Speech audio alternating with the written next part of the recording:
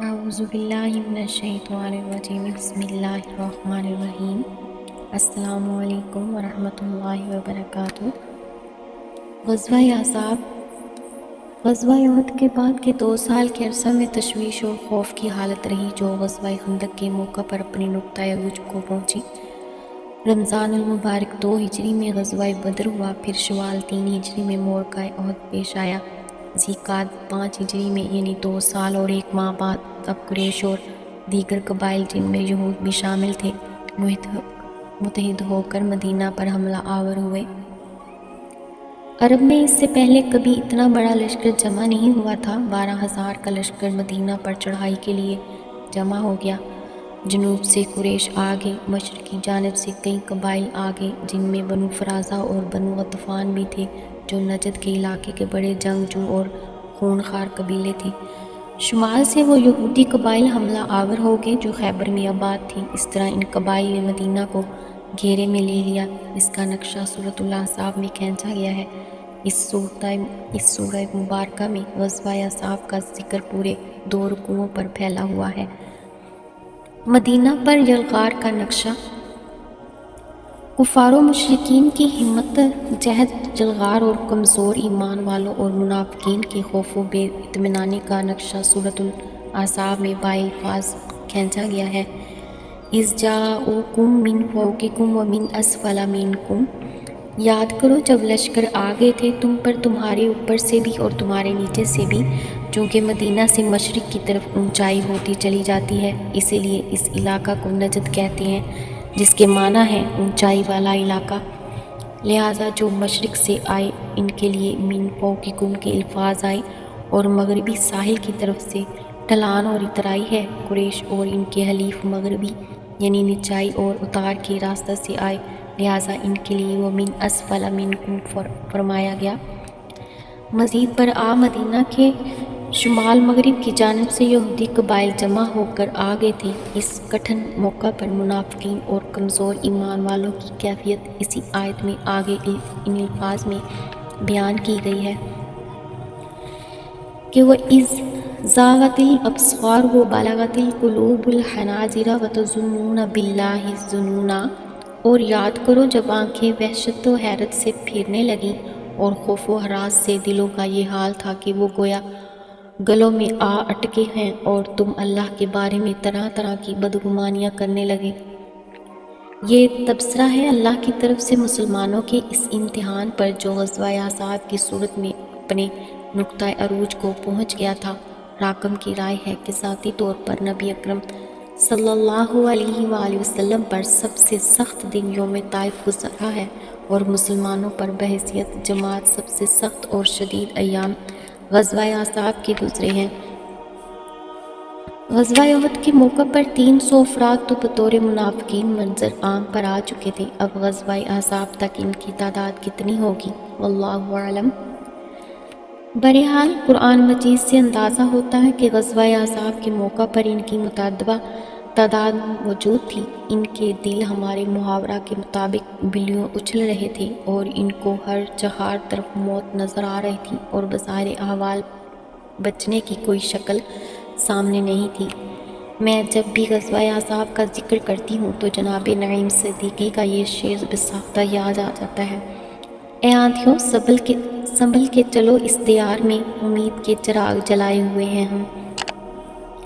ہدایت کا ایک چراغ تھا جو مدینہ میں روشن تھا، اور اس کو بجھانے کے لیے اتنی بڑی بڑی آندھیاں آ رہی تھیں کہ الامان الحفیظ۔ منافقین کی کیفیت۔ امتحان یقیناً شدید تھا، نتیجتاً منافقین کے دلوں میں جو خبث، نجاست اور گندگی تھی وہ ابتلاء و آزمائش کو دیکھ کر ان کی زبانوں پر آ گئی، جس کا ذکر قرآن کریم نے ان الفاظ میں کیا ہے: وَإِذْ يَقُولُ الْمُنَافِقُونَ وَالَّذِينَ فِي قُلُوبِهِم مَّرَضٌ وَمَا وَعَدَنَا اللَّهُ وَرَسُولُهُ إِلَّا غُرُورًا، سورۃ احزاب۔ اور جب کہنے لگے منافق اور وہ لوگ جن کے دلوں میں روگ ہے کہ اللہ اور اس کے رسول صلی اللہ علیہ وآلہ وسلم نے ہم سے جو وعدہ کیا تھا وہ سب فریب تھا، انہوں نے کہا کہ ہمیں تو دھوکہ دے کر مروا دیا گیا، ہم سے تو کہا گیا تھا کہ کیسر و کسرا کی سلطنتیں تمہارے قدموں میں ہوں گی، جبکہ اس وقت حالات یہ ہیں کہ ہم رفع حاجت کے لیے بھی باہر نہیں جا سکتے۔ کھانے کو کچھ نہیں، ہمارے باغات حملہ آوروں نے اجاڑ دیے، چاروں طرف سے محاصرہ ہے، اندر کوئی چیز نہیں ہے، فاقوں پر فاقے آ رہے ہیں۔ غضب کی سردی نے الگ زندگی اجیرن کر رکھی ہے۔ منافقین کی یہ وہ باتیں ہیں جو ان کے دلوں سے اچھل کر زبانوں پر آ گئیں۔ ان باتوں کا تذکرہ سیرت النبی علیہ صاحبۃ الصلاۃ والسلام اور کتب و حدیث میں ملتا ہے۔ اہل ایمان کی کیفیات۔ ادھر مومنین صادقین کی کیفیت کیا تھی ملاحظہ ہو۔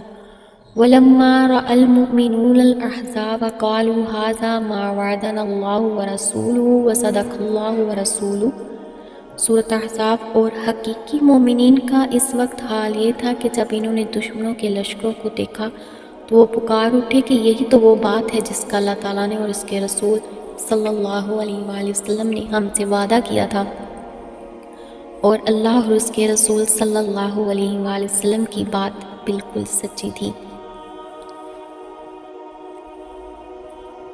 یہ کون سا وعدہ ہے جس کی طرف سے یہ صادق القول مومنین اشارہ کرتے رہے ہیں؟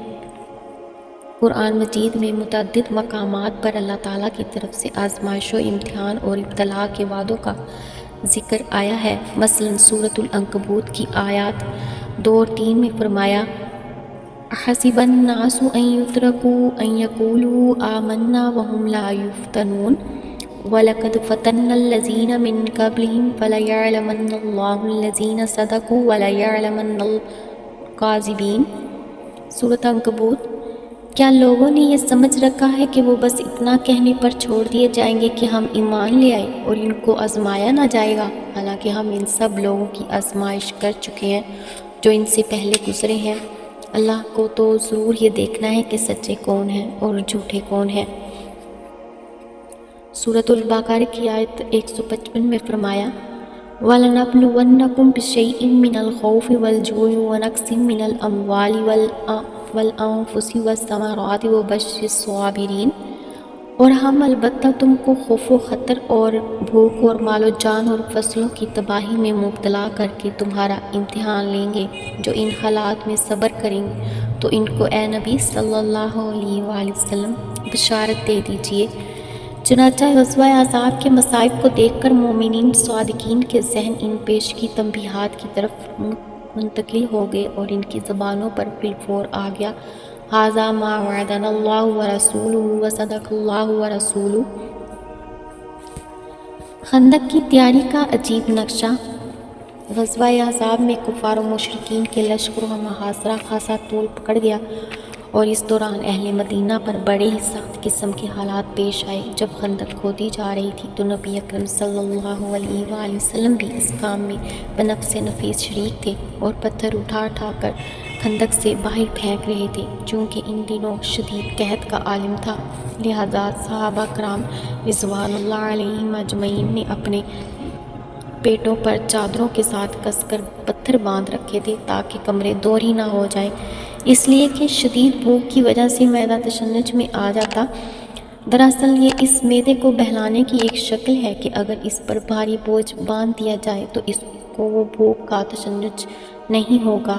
اس موقع پر بعض صحابہ کرام رضوان اللہ علیہم اجمعین حضور صلی اللہ علیہ وآلہ وسلم کی خدمت میں حاضر ہوئے اور انہوں نے کرتے اٹھا کر اپنے پیٹ دکھائے اور عرض کیا کہ حضور صلی اللہ علیہ وآلہ وسلم اب فاقہ ناقابل برداشت ہو رہا ہے، ہم نے اسی لیے پیٹوں پر پتھر باندھ رکھے ہیں۔ اس پر نبی اکرم صلی اللہ علیہ وآلہ وسلم نے اپنا کرتا اٹھا کر دکھایا تو وہاں 2 پتھر بندھے ہوئے تھے۔ یہ دراصل حضرت سلمان فارسی رضوان اللہ علیہ کا مشورہ تھا کہ مدینہ منورہ کے دفاع کے لیے خندق کھودی جائے۔ عرب تو جانتے ہی نہیں تھے کہ خندق کس بلا کا نام ہے۔ پرانی جنگوں میں دفاع کے جو طریقے اختیار کیے جاتے تھے ان میں شہر پناہ کے گرداگرد خندق کھودنے کا رواج بھی تھا۔ اہل ایران دفاع کے اس طریقہ سے بخوبی واقف تھے۔ ایران اور روم کی تو کئی 100 سال سے جنگ چلی آ رہی تھی، تاریخ دونوں کے مابین جھولا جھول رہی تھی۔ کبھی رومی ایران کے دارالسلطنت مدائن تک چڑھ دوڑتے تھے تو کبھی ایرانی ان کو عشائے کچک میں دھکیل دیتے تھے۔ جب مدینہ میں خبر پہنچی کہ 3 افراد سے کفار و مشرکین کا 12,000 کا لشکر مدینہ پر چڑھائی کے لیے چلا آ رہا ہے تو حضرت سلمان فارسی رضی اللہ تعالیٰ عنہ نے مشورہ دیا کہ مدینہ کو پشت پر رکھتے ہوئے خندق کھودی جائے تاکہ خندق کی وجہ سے دشمن براہ راست مدینہ پر یورش نہ کر سکے۔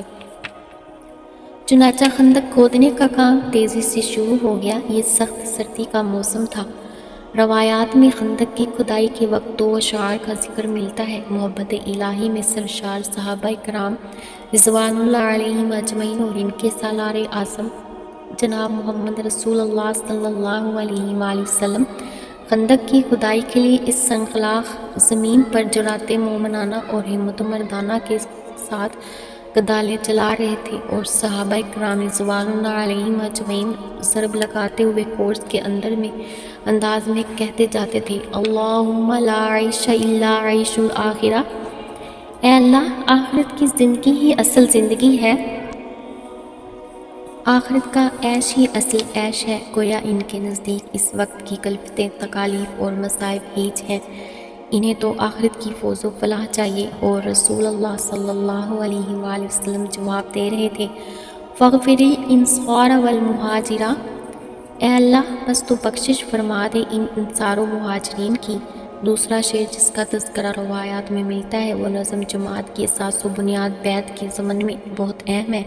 صحابہ کرام رضوان اللہ علیہم اجمعین ترانہ کے انداز میں کدالوں کے ضرب کے ساتھ یہ شعر پڑھ رہے تھے، نحن الذین بایعوا محمدا علی الجہاد ما بقینا ابدا، ہم وہ لوگ ہیں جنہوں نے محمد صلی اللہ علیہ وآلہ وسلم سے جہاد کی بیعت کی ہے، اب یہ جہاد اس وقت تک جاری رہے گا جس وقت تک جان میں جان ہے۔ جسم اور جان کا تعلق منقطع ہو جائے تو بات دوسری ہے، جب تک یہ تعلق باقی ہے جہاد جاری رہے گا۔ یہ ہے صحابہ کرام رضوان اللہ علیہم اجمعین کی جماعت کی وہ شان جس کی بنیاد بیعت ہے۔ نصرت الہی، اللہ تعالیٰ نے اپنی خصوصی مدد اور نصرت و تائید سے اہل ایمان کو اس نرغہ اور محاصرہ سے نجات دلائی جو 20 دن تک جاری رہا تھا۔ ایک شب بہت زبردست آندھی آئی جس سے کفار و مشرکین کے لشکر تلپٹ ہو گئے، اکثر خیمے اکھڑ کر آندھی کے ساتھ تتر بتر ہو گئے، بڑے بڑے چولہوں پر چڑھی ہوئی جو بڑی بڑی دیگیں تھیں الٹ گئیں اور ان چولہوں کی وجہ سے ان کے خیموں میں آگ لگ گئی۔ یوں سمجھیے کہ یہ ایک غیبی تدبیر تھی جس سے ان کے حوصلے اس درجہ پست ہو گئے کہ صبح تک تمام لشکر منتشر ہو چکا تھا، تمام قبائل اپنے اپنے علاقوں کی طرف کوچ کر گئے۔ اسی کا ذکر ہے سورۃ الاحزاب کی آیت 9 میں، یا ایھا الذین آمنوا اذکروا نعمت اللہ علیکم اذ جاءتکم جنود فارسلنا علیہم ریحا وجنودا لم تروھا وکان اللہ بما تعملون بصیرا۔ اے اہل ایمان، اللہ کا احسان یاد کرو جو تم پر ہوا جب چڑھ آئیں تم پر فوجیں، پھر ہم نے ان پر بھیج دی ہوا، آندھی اور فرشتوں کی وہ فوجیں جو تم نے دیکھی ہی نہیں، اور اللہ تعالیٰ تمہارے تمام اعمال کو دیکھنے والا ہے۔ نبی اکرم صلی اللہ علیہ وآلہ وسلم نے چند اور تدابیر بھی اختیار فرمائی تھیں، لیکن ان کی تفصیل میں جانے کا یہ موقع نہیں ہے۔ ایسے محسوس ہوتا ہے کہ اس غزوہ احزاب کے ذریعے سے اللہ تعالیٰ کو اہل ایمان کا امتحان لینا اور دودھ کا دودھ پانی کا پانی کر دینا مقصود تھا، تاکہ نظر آ جائے کہ کون کتنے پانی میں ہے، سب جان لیں کہ کون ان میں سے منافق ہیں اور کون وہ ہیں جو کڑی سے کڑی آزمائش اور سخت سے سخت امتحان میں بھی ثابت قدم رہ سکتے ہیں۔ جب یہ امتحان ہو گیا تو مد مقابل دشمنوں کے لیے ایک آندھی اور فرشتوں کا ایک لشکر کافی تھا۔ کفار و مشرکین کا 12,000 کا لشکر اللہ کی قدرت کے مقابلہ میں تو پرے کہا کی حیثیت بھی نہیں رکھتا تھا۔ 12,000 کیا 12 لاکھ کا لشکر بھی ہوتا تو اس کی کوئی حیثیت نہیں تھی۔ ایک آندھی نے معاملہ تلپٹ اور تتر بتر کر دیا، اور کفار و مشرکین جو ایک زبردست جمعیت کی شکل میں بڑی ارمانوں اور بڑی تیاریوں کے ساتھ دور دراز کا سفر کر کے ہدایت کے چراغ کو بجھانے آئے تھے، ایک ہی رات میں منتشر ہو گئے۔ معاملہ ختم ہو گیا اور صبح صادق سے قبل ہی ہر ایک نے اپنی اپنی راہ پکڑی۔ صبح مسلمانوں نے دیکھا تو میدان خالی تھا۔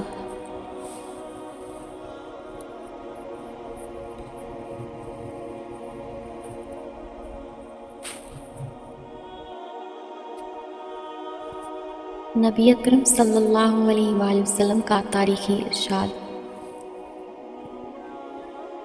اس موقع پر نبی اکرم صلی اللہ علیہ وآلہ وسلم نے جو تاریخی الفاظ ارشاد فرمائے، ان سے اندازہ ہوتا ہے کہ اللہ تعالیٰ نے اپنے رسول اللہ صلی اللہ علیہ وآلہ وسلم کو کتنی دور رس نگاہ اور کتنی بصیرت و فراست عطا فرمائی تھی۔ کسی انقلابی رہنما کے لیے یہ وصف اشد ضروری ہے کہ وہ حالات پر صحیح نگاہ رکھے۔ چند اصولوں کو جان لینا اور ان کو بیان کرتے چلے جانا ہی سب کچھ نہیں، اس کے ساتھ ساتھ ایسی صلاحیت اور نگاہ دوررس کی بھی شدید ضرورت ہوتی ہے کہ حالات کی نبض پر بھی ٹھیک ٹھاک ہاتھ ہو، صحیح اندازہ ہو کہ حالات کا رخ کیا ہے، وہ کدھر جا رہے ہیں، صحیح تشخیص ہو کہ ہم کتنے پانی میں ہیں اور ہمارا دشمن کتنے پانی میں ہے، اس کی طاقت کیا ہے، اس کے اور ہمارے اثرات کا تناسب کیا ہے۔ ظاہر بات ہے کہ ایک انقلابی عمل میں ان سب امور پر گہری نگاہ رکھنی ناگزیر ہے۔ اگر صرف ایک خانقاہ ہے اور اس میں لوگوں کی تربیت کرنی ہے تو اس کے لیے بھی ایک خاص صلاحیت درکار ہے، لیکن اس میں ان چیزوں پر نگاہ ہونے کی چندہ ضرورت نہیں ہے۔ اسی طرح ایک دارالعلوم ہے جہاں درس دینا ہے، قرآن پڑھانا ہے، حدیث و فقہ پڑھانی ہے، تو ان کاموں کے لیے ایک خاص صلاحیت کی ضرورت ہے، مگر وہاں بھی مذکورہ بالا امور پر نظر ہونی ضروری ہے۔ لیکن انقلابی عمل میں اصل ضرورت اس بات کی ہے کہ اس امر پر نگاہ ہو کر انقلابی دعوت اور تحریک کو مختلف مراحل سے گزار کر کامیابی تک کیسے پہنچا دیا جائے، یہ شے دیگر ہے۔ اس کے لیے اور قسم کی صلاحیتیں چاہیے۔ اس کی ایک عظیم مثال ہے جو غزوہ احزاب کے متسلسل بعد سیرت مطہرہ میں نظر آتی ہے۔ غزوہ احزاب کے موقع پر، جس کا دوسرا نام غزوہ خندق بھی ہے، اگرچہ قریش 12,000 کا لشکر لے آئے تھے اور عرب کی حد تک اس وقت تک کی تاریخ میں اتنا بڑا لشکر پہلی بار جمع ہوا تھا، لیکن اب جو یہ لشکر منتشر ہوا اور بھیڑ چھٹی تو رسول اللہ صلی اللہ علیہ وآلہ وسلم نے صحابہ کرام رضوان اللہ علیہم اجمعین کو ان الفاظ میں خوشخبری سنا دی کہ لن تغزوکم قریش بعد عامکم ھذا ولکنکم تغزونہم، اس سال کے بعد اب قریش تم پر حملہ آور نہیں ہو سکتے، بلکہ اب تم ان پر چڑھائی کرو گے۔ میرے نزدیک سورۃ الصف بھی اسی موقع پر نازل ہوئی ہے، جس میں یہ آیت مبارکہ موجود ہے۔ وَأُخْرَىٰ تُحِبُّونَهَا نَصْرٌ مِّنَ اللَّهِ وَفَتْحٌ قَرِیب وَبَشِّرِ الْمُؤْمِنِينَ، اور اے مسلمانوں، ایک دوسری چیز جو تمہیں محبوب ہے، یعنی اللہ کی مدد، تو وہ آیا ہی چاہتی ہے اور اب فتح دور نہیں ہے، تمہارے قدموں کو چومنے والی ہے۔ اور اے نبی صلی اللہ علیہ وآلہ وسلم، اہل ایمان کو بشارت سنا دیجئے۔ نبی اکرم صلی اللہ علیہ وآلہ وسلم نے جو یہ الفاظ فرمائے کہ لن تغزوکم قریش بعد عامکم ھذا ولکنکم تغزونہم، تو راکم کے نزدیک یہ الفاظ حضور صلی اللہ علیہ وآلہ وسلم نے سورۃ الصف کے اس حکم وبشر المؤمنین کے امتثال امر میں فرمائے تھے۔ واللہ اعلم۔ نبی اکرم صلی اللہ علیہ وآلہ وسلم کو بخوبی اندازہ تھا کہ قریش نے کتنی محنتوں اور کوششوں سے اس عظیم لشکر کی تیاری کی ہوگی اور اپنے حلیف قبائل کو اپنے ساتھ دینے پر آمادہ کیا ہوگا۔ بنو غطفان، بنو فرازہ اور خیبر کے یہود کے قبائل کو آمادہ کرنے کے لیے کتنی سفارتیں بھیجی ہوں گی، کتنی خط و کتابت کی ہوگی، اور اس کام کے لیے پیغمبری کے سلسلہ میں کتنے سوار دوڑائے ہوں گے۔ یہ سارے پاپڑ بیل کر قریش نے اتنی طاقت جمع کی تھی کہ وہ اسے لے کر وہ مدینہ پر چڑھ دوڑے تھے، لیکن نتیجہ کیا نکلا؟ یہ کہ بے نیلے مرام واپس جانا پڑا۔ ساری محنتیں اور کوششیں اکارت گئیں، اتنی بڑی جمعیت، لیکن قدرت الہی کے سامنے اس کی حیثیت کیا تھی؟ اللہ تعالیٰ نے ایک آندھی بھیج دی اور ان کے تمام ارمان ملیہ میٹ ہو گئے۔ حضور صلی اللہ علیہ وآلہ وسلم کو اندازہ تھا کہ اس ہزیمت سے قریش کے حوصلے اس قدر پست ہو گئے ہیں کہ اب قریش یہ جرأت نہیں کر سکتے کہ مدینہ پر دوبارہ حملہ کرنے کے متعلق سوچیں۔ لہٰذا حضور صلی اللہ علیہ وآلہ وسلم نے اہل ایمان کو بشارت سنا دی کہ اس سال کے بعد اب قریش تم پر حملہ نہیں کر سکتے، بلکہ اب تم چڑھائی کر کے جاؤ گے۔ اب پیش قدمی تمہاری طرف سے ہوگی، اب جنگ کے لیے اقدام ہماری طرف سے ہوگا جو اب تک قریش کے ہاتھ میں تھا۔ صلح حدیبیہ۔ حضور صلی اللہ علیہ وآلہ وسلم کا خواب۔ غزوہ احزاب کے اگلے ہی سال 2 ہجری میں رسول اللہ صلی اللہ علیہ وآلہ وسلم نے خواب دیکھا کہ آپ صلی اللہ علیہ وآلہ وسلم اور آپ صلی اللہ علیہ وآلہ وسلم کے ساتھی اہل ایمان رضوان اللہ علیہم اجمعین عمرہ ادا کر رہے ہیں، چونکہ نبی کا خواب بھی وہی ہوتا ہے، لہٰذا نبی اکرم صلی اللہ علیہ وآلہ وسلم نے اسے اللہ تعالیٰ کی طرف سے ایک غیبی اشارہ اور حکم سمجھ کر اعلان عام کروا دیا کہ ہم عمرہ کے لیے جائیں گے، جو ہمارے ساتھ جانا چاہیں وہ چلیں۔ جو صحابہ کرام رضوان اللہ علیہم اجمعین اس وقت رسول اللہ صلی اللہ علیہ وآلہ وسلم کے ساتھ جانے کے لیے تیار ہو گئے تھے، وہ اچھی طرح سمجھتے تھے کہ وہ گویا موت کے منہ میں جا رہے ہیں، اس لیے کہ وہ اگرچہ عمرہ کی نیت سے جا رہے تھے لیکن قریش کے نزدیک تو یہ ایک نوح کی چڑھائی تھی، وہ عمرہ کے لیے اہل ایمان کو مکہ میں داخل ہونے دیں تو گویا یہ ان کے لیے اپنی رہی سہی ساکھ اور بچا گچا وقار بھی ہمیشہ کے لیے خود اپنے ہاتھوں خاک میں ملانے کے مترادف تھا۔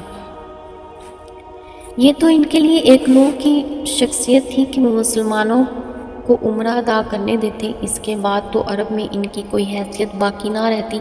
حضور صلی اللہ علیہ وآلہ وسلم کے ساتھ چلنے والے صحابہ کرام رضوان اللہ علیہم اجمعین کی تعداد کے بارے میں مختلف روایات میں 1400 سے لے کر 2000 تک کی تعداد کا ذکر ملتا ہے، تاہم زیادہ تر روایات کے مطابق تعداد 1400 تھی۔ ذوالحلیفہ کا مقام مدینہ سے تقریباً 7-8 میل باہر ہے، یہاں سے عمرہ یا حج کے لیے احرام باندھنے کی حد شروع ہو جاتی ہے۔ وہاں حضور صلی اللہ علیہ وآلہ وسلم اور آپ کے تمام ساتھیوں رضوان اللہ علیہم اجمعین نے عمرہ کا احرام باندھا اور ہدیہ قربانی کے جو جانور ساتھ تھے ان کے گلوں میں اپنے پٹے ڈال دیے گئے، جو اس بات کی علامت تھی کہ یہ جانور قربانی کے ہیں۔ ان کاموں سے فارغ ہو کر آپ صلی اللہ علیہ وآلہ وسلم نے مکہ کی طرف سفر جاری رکھا، حتیٰ کہ حدیبیہ کے مقام پر جا کر پڑاؤ کیا۔ اسی مقام پر نبی اکرم صلی اللہ علیہ وآلہ وسلم اور مشرکین قریش کے مابین وہ صلح ہوئی جو تاریخ میں صلح حدیبیہ کے نام سے موسوم ہے اور جسے قرآن کریم نے سورۃ الفتح میں فتح مبین قرار دیا ہے۔ اِنَّا فَتَحْنَا لَكَ فَتْحًا مُبِینًا۔ سورۃ فتح۔ اہل مکہ کا رد عمل۔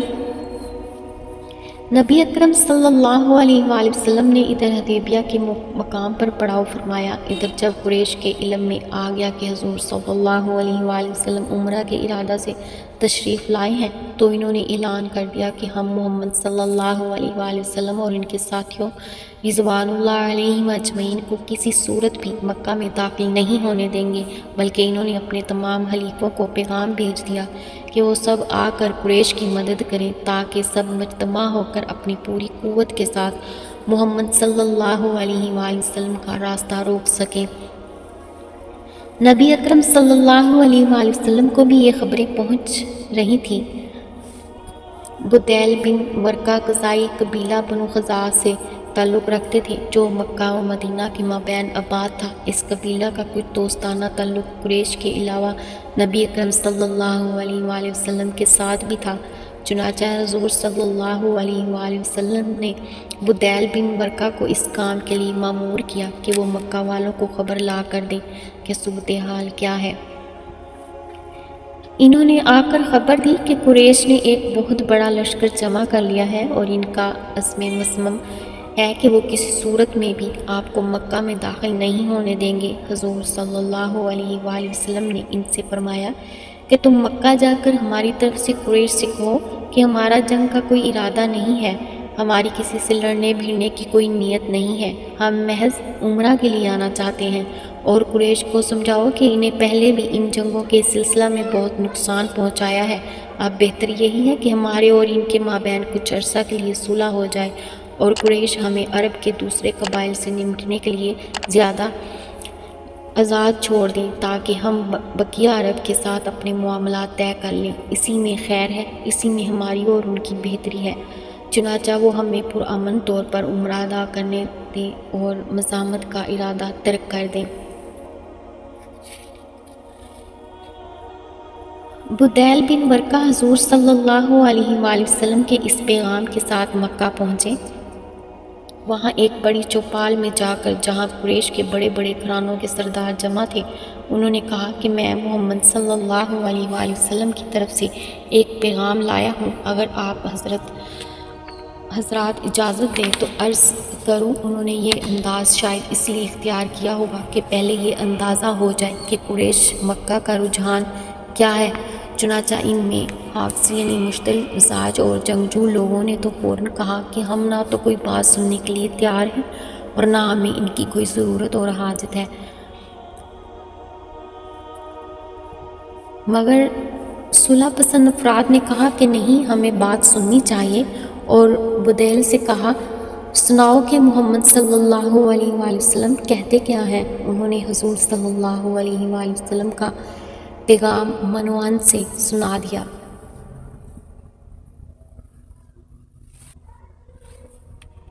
عروہ بن مسعود ثقفی کا مدبرانہ رویہ۔ اس وقت طائف کے مشہور قبیلہ بنو ثقیف کے سردار عروہ بن مسعود ثقفی بھی وہاں موجود تھے۔ مکہ اور طائف کو جڑواں شہروں کی حیثیت حاصل تھی، ان کے مابین رشتہ داریاں بھی بہت تھیں، اور مکہ کی اکثر رؤساء کی جائیدادیں اور باغات بھی طائف میں کثرت سے تھے۔ اس موقع پر ان ثقفی سردار عروہ بن مسعود نے کھڑے ہو کر کہا، عروہ بعد میں ایمان لے آئے تھے اور انہیں صحابی ہونے کا شرف حاصل ہوا۔ اے قریش، کیا میں تمہارے لیے باپ کی مانند نہیں ہوں، اور کیا تم میرے بچوں کی مانند نہیں ہو؟ مجلس کے شرکاء نے کہا، ایسا ہی ہے۔ پھر انہوں نے کہا، کیا تمہیں مجھ پر اعتماد ہے کہ میں جو کچھ کہوں گا تمہاری بہتری کے لیے کہوں گا؟ لوگوں نے جواب میں کہا کہ ہاں، ہمیں اس پر بھی اعتماد ہے۔ تو انہوں نے کہا، مجھے اجازت دو کہ میں محمد صلی اللہ علیہ وآلہ وسلم کے پاس جاؤں اور ان سے بات چیت کروں۔ لوگوں نے اس تجویز کو قبول کر لیا۔ عروہ بن مسعود کی نبی اکرم صلی اللہ علیہ وآلہ وسلم سے گفت و شنید۔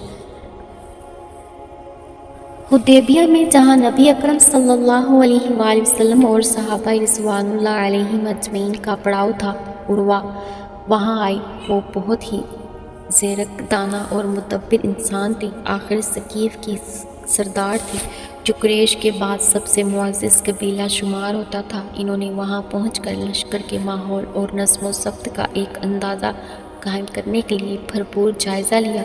پھر وہ نبی اکرم صلی اللہ علیہ وآلہ وسلم کے خیمہ میں حاضر ہوئے، اور سب سے پہلے تو انہوں نے خوفزدہ کرنے کا انداز اختیار کرتے ہوئے کہا، محمد صلی اللہ علیہ وآلہ وسلم، ایک طرف قریش اور ان کے حلیف ہیں، ان کی پوری قوت مجتمع ہے، اور ان کا فیصلہ ہے کہ وہ کسی صورت میں بھی تم کو اور تمہارے ساتھیوں کو مکہ میں داخل نہیں ہونے دیں گے۔